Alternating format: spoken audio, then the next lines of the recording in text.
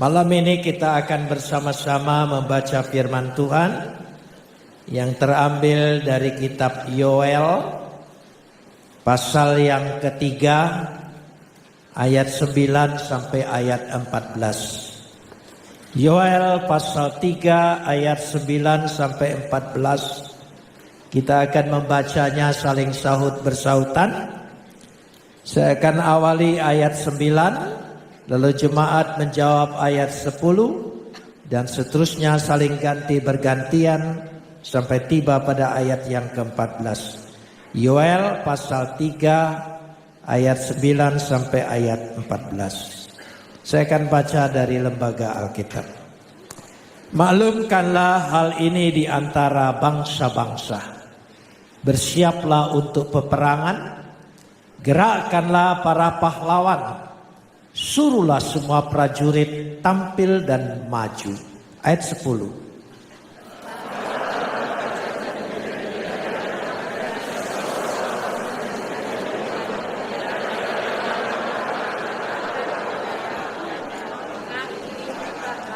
Bergeraklah dan datanglah, hai segala bangsa dari segenap penjuru, dan berkumpullah ke sana. Bawalah turun, ya Tuhan, pahlawan-pahlawan-Mu.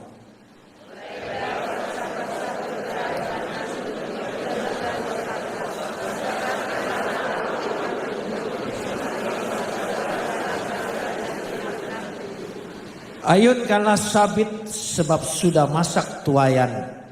Marilah, iriklah sebab sudah penuh tempat anggur. Tempat-tempat pemerasan kelimpahan sebab banyak kejahatan mereka.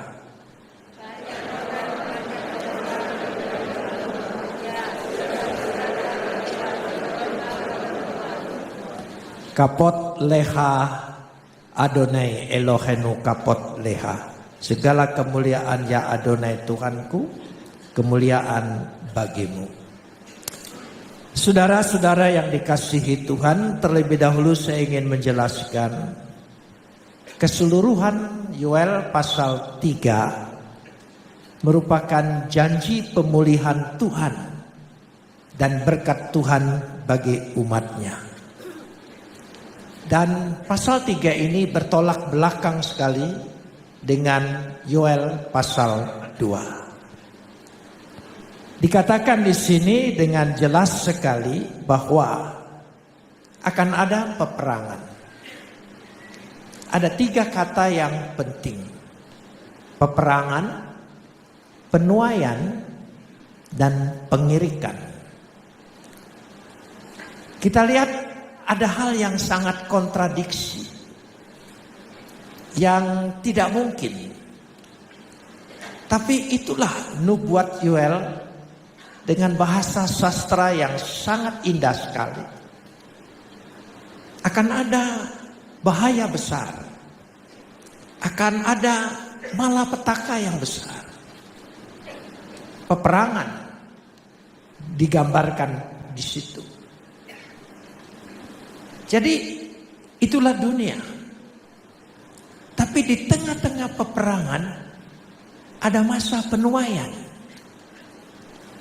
Biasanya kalau ada bahaya besar, peperangan, akan terjadi krisis.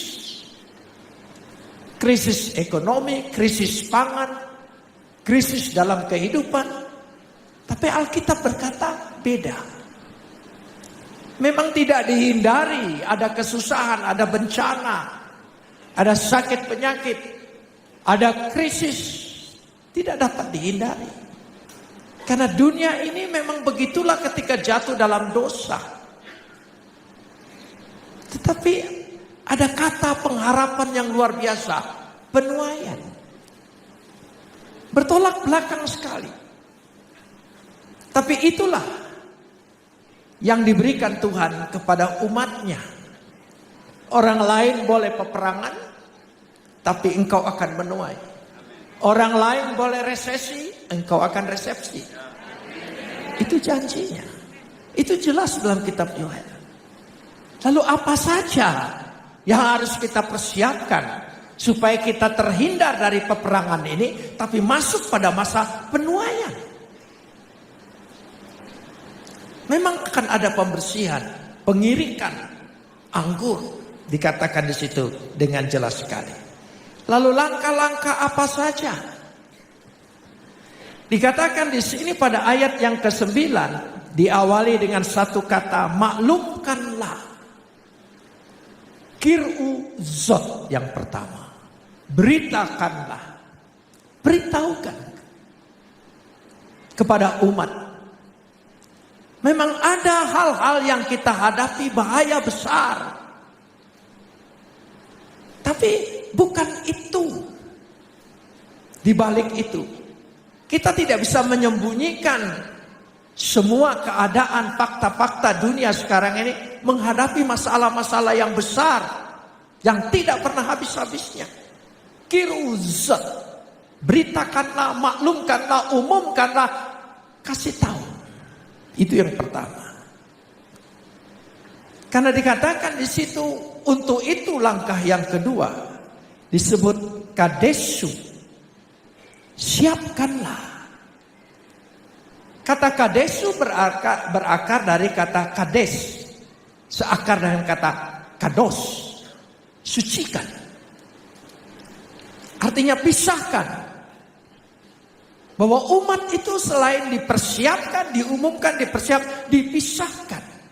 Supaya dia sungguh-sungguh menjadi umat pilihan. Saudara, kalau saudara percaya Yesus, saya percaya tidak semua bisa percaya. Meskipun mengerti. Itu karena saudara pilihan. Dan kita adalah pilihan Tuhan. Amin. Pilihan. Orang lain tidak bisa percaya. Tapi hati kita bisa dibuka. Pikiran kita bisa tercerahkan. Itu karena kasih karunia itu sudah Tuhan berikan dan tetapkan di dalam diri kita. Itu yang kedua. Lalu setelah itu apa? Setelah disiapkan, diberitakan, siapkan. Masih pada ayat yang ke-9 ada kata hairu. Kata hairu artinya gerakkanlah, bangunkanlah, bangkitkanlah. Bangkitkanlah berarti bukan ketakutan menghadapi masa-masa bencana, masa-masa yang dihadapi, bukan. Tapi bangkit, bangun. Bahwa engkau tidak mengalami itu, engkau akan terhindar dari itu. Bahkan engkau sebaliknya, engkau akan menuai. Amin. Itu yang Tuhan janjikan. Gerakkanlah, masuklah. Sebab kita sekarang akan menghadapi mungkin keadaan yang tidak nyaman. Tetapi itu yang diberikan. Bertindaklah maksudnya. Lakukanlah. Sebagaimana orang mempersiapkan. Sehingga dikatakan pada ayat ini masih yaitu Yigesu. Yigesu ya'alu kol anse hamil khama. Suruhlah semua prajurit tampil, maju. Secara harfiah dikatakan naiklah, mendekatlah engkau ke gunung Tuhan. Dekatkan diri kita kepada Tuhan. Amin. Satu-satunya. Bukan menjauh. Dekatkan diri pada Tuhan. Pada waktu kita mendekatkan diri kepada Tuhan, ada pertolongan yang sangat jelas sekali di dalam diri kita. Karena itu, bahaya dunia tidak dapat dihindari.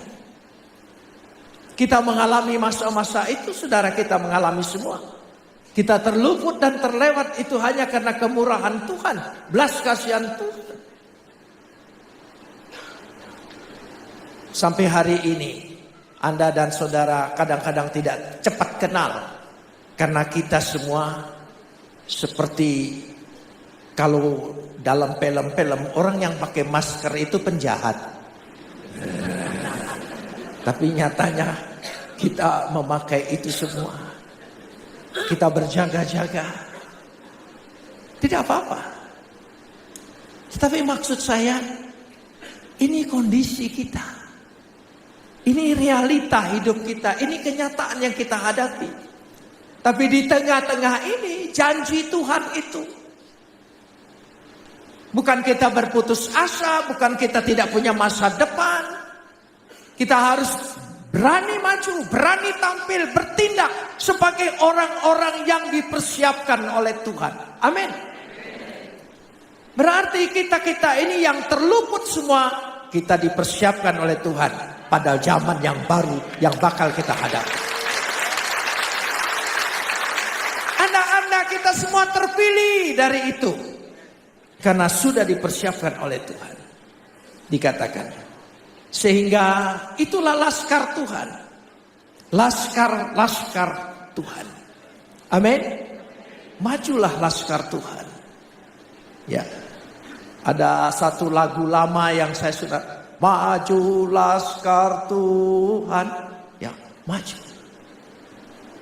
Bukan jalan di tempat, bukan mundur ke belakang, tapi maju. Yang kedua, pada ayat yang ke-10, sebetulnya ingin berbicara begini. Ya. Bagaimana semua bisa menjadi alat perang? Alat perang di sini bukan kita ingin berperang menghancurkan orang lain, bukan. Tapi berperang dalam arti di sini sudah siap dan sungguh-sungguh diasah, ditempa. Sehingga tempalah mata bajakmu menjadi pedang dan pisau-pisau pemangkasmu menjadi tombak. Baiklah orang-orang yang tidak berdaya akan berkata, aku ini pahlawan. Aku ini pahlawan. Gibor ani. Tapi sesungguhnya kata gibor ani, aku pahlawan, aku pemenang. Saudara percaya kita bakal jadi pemenang? Pasti. Kita sudah menang melewati masa-masa pandemi ini. Kita sudah menang. Amin. Makanya kita pasti menang menghadapi yang kata dunia resesi pada tahun ini. Kita pasti keluar gibor ani, keluar sebagai pahlawan, keluar sebagai pemenang. Itulah janji Tuhan. Amin. Apakah kita akan terpaku dengan analisa orang? Rezeki kita tidak tergantung dengan sistem ekonomi. Rezekiku tergantung pada perbendaharaan Tuhan yang Tuhan sediakan bagi kita. Mari kita imani. Agama itu bukan teori, bukan rumusan. Bukan. Alkitab itu adalah pengalaman. Alkitab itu adalah kisah. Karenanya jelas sekali. Satu-satunya ayat 11 berkata begini. Kita tidak boleh berpangku tangan, tidak boleh mundur, tapi bergeraklah. Bawalah, dikatakan di situ. Bawalah, turun Tuhan. Ya, hakat Adonai giborecha. Orang-orang perkasa, pemenang-pemenang kau akan kumpulkan. Sehingga mereka bergerak maju. Mereka tidak berputus asa. Mereka tidak terpaku dengan berita-berita yang menyusahkan hati mereka. Bergerak. Yang berusaha tetap berusaha. Yang bekerja tetap bekerja. Yang studi tetap studi. Semuanya. Karena janji Tuhan. Resepsi. Amin saudara. Resepsi. Ada pesta. Saudara lihat Alkitab berbicara akhir zaman. Akhir zaman itu bukan kiamat. Saudara, jangan salah. Jangan ambil pemahaman Kristen menjadi pemahaman orang lain. Kiamat, hancur, lebur, segala macam. Enggak. Akhir zaman, Kristus datang menjemput kita. Amin, saudara. Kita memerintah bersama-sama dengan Dia. Amin. Mana susahnya? Alkitab tidak mengajarkan hal-hal yang menyeramkan, menakutkan, seolah-olah hancur segala-galanya. Tidak. Kita akan memerintah bersama-sama. Selalu. Coba baca kitab Wahyu. Saudara lihat peperangan ini dan itu. Tapi semuanya Pesta, pesta, pesta, pesta, pesta, pesta. Itu yang Tuhan lihat. Karenanya dikatakan sini adalah satu kesempatan. Ya, disebutkan ayat 12, mereka maju Emek Yehoshafat ke lembah-lembah Yosafat. Tapi sebetulnya pada ayat 14 disebutkan di situ lebih tepat lagi Emek Hekharus, yaitu lembah penentuan. Inilah masa-masa penentuan itu. Sehingga kita menghadapi sungguh-sungguh. Sehingga biar saja orang berbicara banyak hal, tapi kita punya kesempatan penuaian. Penuaian. Coba katakan bersama. Penuaian. Engkau ingin menuai? Pasti. Tahun ini tahun menuai bagi kita. Imani itu. Imani. Kita boleh dengar resesi, tapi aku mengimani resepsi. Amin saudara. Ya. Jadi memang iman harus bertolak belakang. Beda satu dengan yang lain. Saya ingin bercerita sedikit. Yaitu kalau kita mengimani segala sesuatu, Tuhan pasti tolong. Tapi ukuran cara Tuhan menolong tidak bisa diatur dan diukur, apalagi menurut ukuran kita. Tidak. Kalau saya perhatikan begini, saya di penjara 6 tahun, bukan karena peristiwa Sambo, ya, bukan. 6 tahun pada masa zaman Orde Baru, karena saya pindah agama.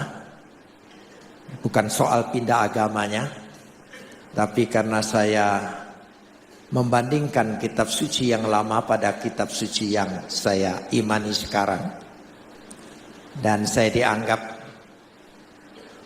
bakal membuka kerusuhan, dan pemerintahan Orde Baru tidak ingin ada hal-hal yang gejolak-gejolak. Saya segera ditangkap dengan dasar Pempres 11, yaitu tahan dulu, periksa kemudian. Dan bertahun-tahun saya ditahan tanpa diperiksa. Bayangkan, hampir 1 tahun lebih saya tidak diperiksa, ditahan saja. Sehingga bertanya-tanyalah dalam diri ini, kira-kira perkaraku apa? Setiap saya tanya, saya ini ditangkap perkara apa? Penjaga selalu bilang, tanya aja diri sendiri. Saya bingung suruh, yang mana? Saudara. Tahun kedua baru diperiksa. Baru saya mengerti apa sebab saya menjadi Kristen. Saya jelaskan, karena membaca Alkitab. Saya menjadi Kristen karena saya membaca Alkitab. Alkitab yang saya baca, ya, dan saya membaca bukan untuk percaya, untuk mencari kelemahan-kelemahannya. Tapi tiba giliran Yohanes pasal 1 ayat 1, itu membuka hati saya. Pada mulanya adalah firman, firman itu bersama-sama dengan Tuhan, firman itu adalah Tuhan. Baru terbuka oleh saya. Jadi Yesus itu firman Tuhan. Sehakikat dengan Tuhan. Apa saja yang berasal dari diri Tuhan, sama kekalnya, sama sucinya, sama agungnya, sama mulianya, tidak ada beda. Karena dia datang dari diri Tuhan. Firman itu menjadi manusia. Dinamai Yesus. Dan terbuka hati saya untuk percaya Selanjutnya terus ayat-ayat dari Injil Yohanes menguatkan saya, meyakinkan saya. Pada waktu saya diperiksa, saya katakan itu. Salah satu pemeriksa berkata begini, ayat mana yang buat kamu jadi Kristen? Saya karena diizinkan bawa Alkitab, saya buka Alkitab. Mana coba? Mana? Dia bilang. Saya kasih tunjuk. Dia baca. Setelah dia baca, dia bilang begini.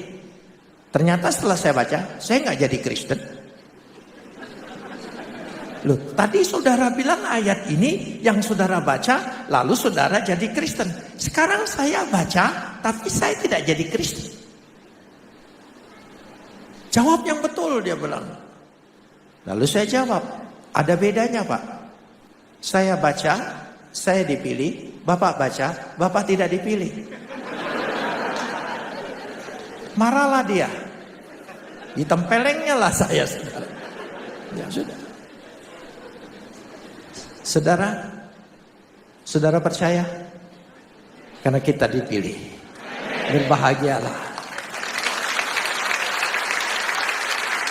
Kalau saudara memberitakan Yesus, orang menolak Yesus, dan saudara percaya, itu konfirmasi bahwa engkau telah dipilih.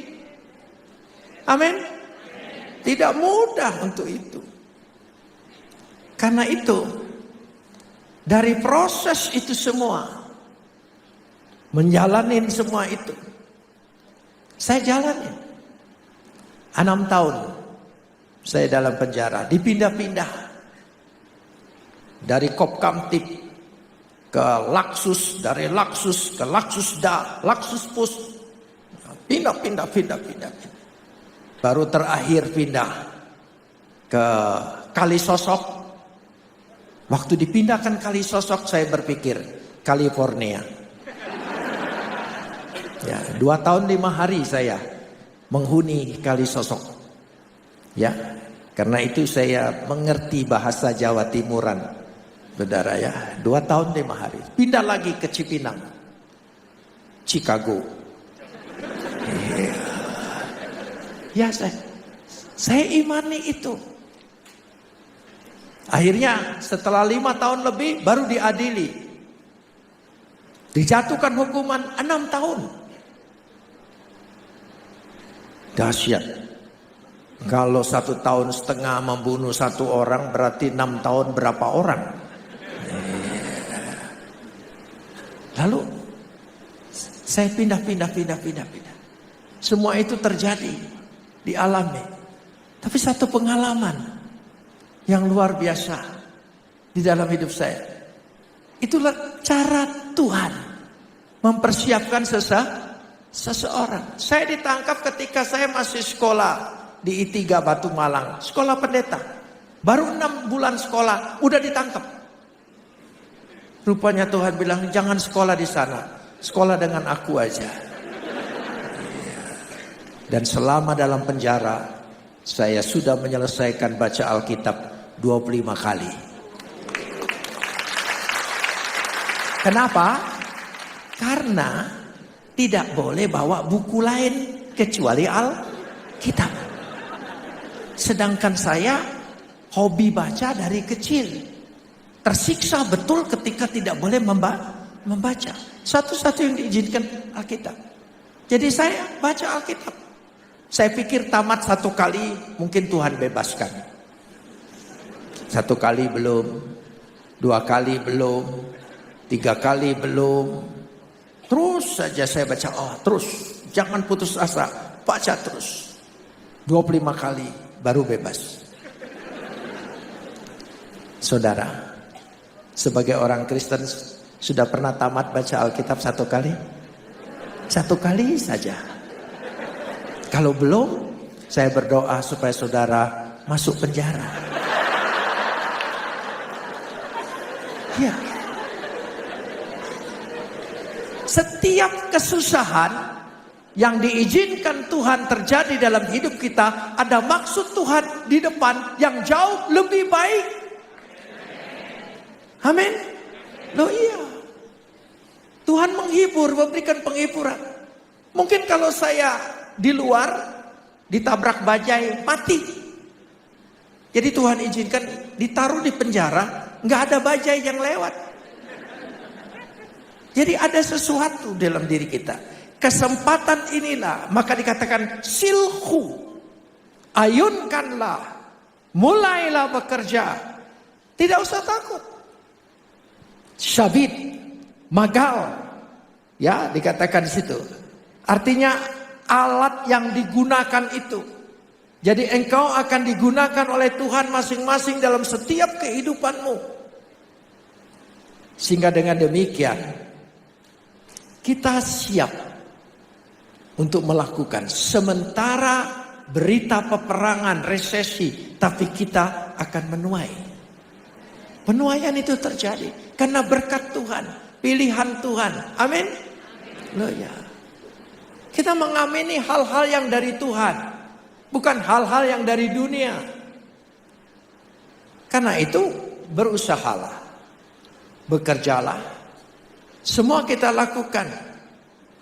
Karena dikatakan di situ menggambarkan dengan jelas sekali. Ayat yang ke-14. Banyak orang di lembah penentuan. Ya, sudah dekat hari Tuhan di lembah penentuan. Banyak orang. Ayat 14. Banyak orang. Sebetulnya dikatakan banyak orang ini homonim. Homonim itu begini. Banyak berita, banyak orang berkerumun, banyak berita yang membingungkan kita, menyusahkan kita. Tapi engkau tidak boleh terpaku dengan itu. Kita harus terpaku dengan apa yang Tuhan janjikan di dalam hidup kita. Amin. Tuhan janjikan. Saya ingin memberikan pengalaman saya. Saudara, waktu di penjara, maaf saya kesaksiannya sekitar penjara saja. Saudara, karena itu sangat berkesan 6 tahun. Dan di zaman itu tidak tahu kapan bebas. Tidak tahu. Sekarang ini enak. Ya, sudah meskipun hanya beberapa bulan ditahan, disidang, sudah tahu bakal mati. Gitu. Jadi kalau dulu tidak tahu mati atau hidup. Setelah saya dipindahkan ke Kalisosok, istri saya diizinkan tahun pertama untuk mengirim. Saya masih ingat kiriman istri saya, yaitu sabun Kamai, sabun mandi Kamai. Itu enggak tahu sekarang enggak ada lagi kali ya. Gitu. Odol Pepsodent, Rinso, dan roti Kongguanan yang rada segi 4 itu. Itu. Setiap bulan dia kirim. Paketnya sama. Makanya saya kalau lihat roti Kongguan itu agak trauma. Agak trauma saya karena setiap bulan itu kiriman. Itu mengingatkan saya. Waktu kiriman pertama, saya ini sudah lama sikat gigi tidak pakai odol. Karena kami semua dalam penjara itu senasib. Blok kami, blok yang terisolasi. Ya. Jadi waktu saya dikirim odol, rasanya nikmatnya luar biasa. Tidak mau kumur-kumur. Saudara, menikmatin sekali. Dan teman-teman yang lain juga ingin menikmati. Odol Pepsodent yang besar itu cepat habis. Bahkan odol zaman dulu kan bisa dibuka buntutnya itu. Belakangnya bisa dibuka, jadi dalamnya bisa dikorek-korek begitu saudara ya. Sampai titik seperti itu.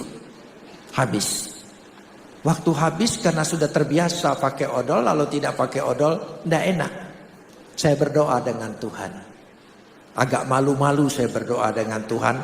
Karena kayaknya minta perkara-perkara yang kecil. Saya berdoa, Tuhan minta odol lah.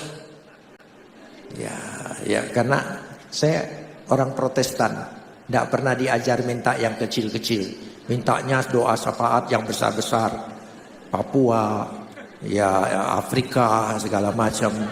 Nah itu, jadi kalau minta yang kecil belum pernah. Jadi waktu mau minta odol rasanya merepotkan Tuhan. Tapi karena saya butuh, saya minta.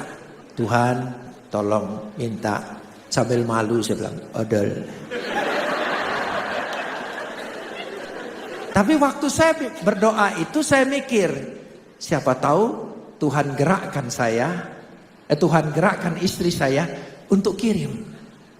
Kan suami istri itu ada kontak loh. Ya, makanya suami-suami itu tidak bisa selingkuh karena kontaknya jelas, saudara itu ya. Gitu. Sebab waktu menikah kan bilang 2 menjadi 1. Kalau saudara tidak mau ada kontak, bilang 2 tetap 2, jangan 1 gitu. Pasti saudara tidak jadi nikah.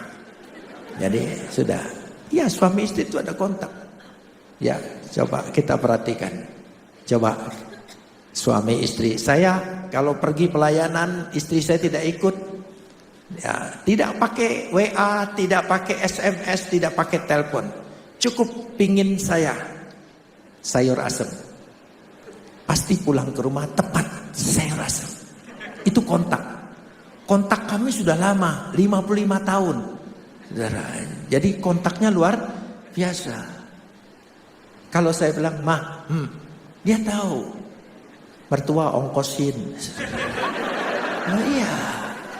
Padahal enggak ngomong, cukup, "Ma, ya, dia tahu." Itu namanya suami istri. Jadi saya berdoa Tuhan supaya istri saya kirim. Istri kirim. Pengiriman itu waktu besuk dari jam 9 pagi sampai jam 2 siang. Saya tunggu sambil berdoa, Tuhan istri saya kirim, gerakkan dia kirim. Sampai jam 2 enggak ada kiriman. Sudah. Terus sore jam 5 kami mandi semua. Sudah mandi, apel, masuk, kamar dikunci. Dan saya berdoa. Karena istri saya tidak kirim. Doa saya kepada Tuhan, Tuhan, saya maklum mungkin engkau sibuk. Ya. Karena hanya urusan odol. Sementara Tuhan harus urusannya banyak sekali. Ya sudah, menghibur diri. Ya, menghibur diri. Ketika malam jam 7 malam pintu kamar penjara kami dibuka. Ada orang baru masuk. Orang itu bingung. Dan saudara tahu, boleh saudara pergi ke penjara, melihat orang dalam penjara itu mukanya menakutkan semua kan? Serem semua. Nah, dari sekian ini mungkin dia lihat muka saya tidak terlalu.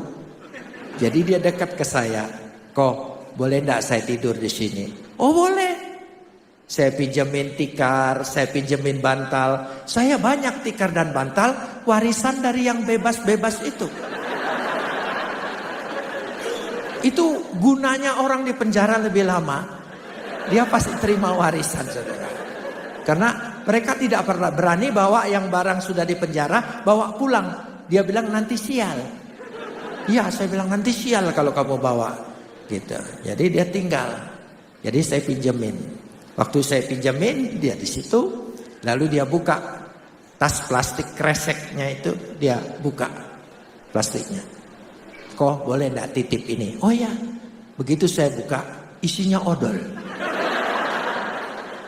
Tidak tanggung-tanggung, 10 odol. Hanya odol. Hanya odol. Saya tanya, kenapa isimu hanya odol saja? Masa iya? Kata, iya. W punya toko. Waktu W ditangkap, W gugup. Dia pikir ambil ini. Jadi ternyata yang diambil odol aja semuanya. Oh begitu, iya. Karena dia punya toko katanya. Jadi dia pikir dia ambil sikat gigi, ambil sabun, ambil apa. Ternyata saking gugupnya odol lagi. Ya sudah. Ya saya bilang kamu enggak bisa pinjam sikat gigi saya. Ya, gitu. Saya senang sekali. Ternyata Tuhan tidak lupa saya. Enggak tanggung-tanggung. 10 odol. Ya. Caranya tidak masuk akal saya.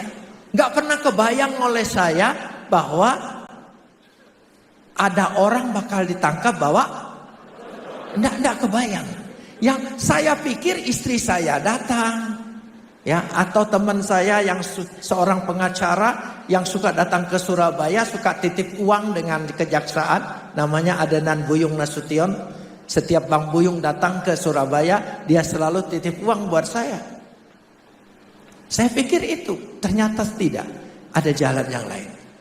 Besok pagi orang ini dibond kembali, diperiksa. Sampai sore tidak datang. Karena saya kepala kamar. Ya, itu gunanya orang lebih lama. Jadi kepala kamar, saudara. Jadi ketika petugas bilang berapa isinya? 4, 3 di dalam, 1 di luar. Oh, coret yang 1 di luar. Kenapa saya bilang? Orang itu salah tangkap.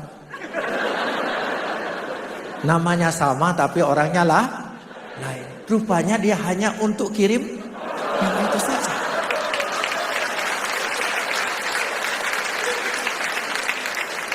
Itu pertolongan Tuhan. Hal yang kecil. Makanya jangan takut. Apapun orang katakan tahun ini, tahun apa saja, bagiku tahun penuaian. Amin.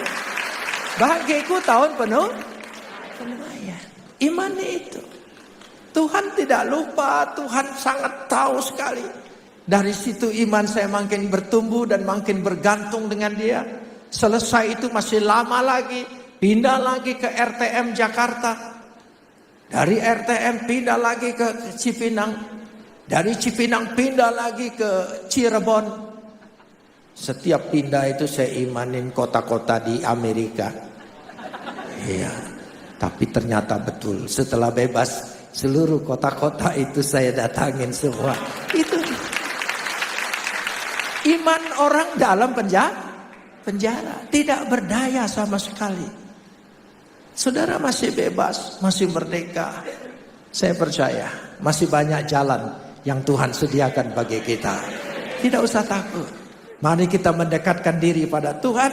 Hanya suara Tuhan yang kita imani. Dengan demikian, karena Tuhan sangat mengasihi kita. Amin. Mari kita berdoa.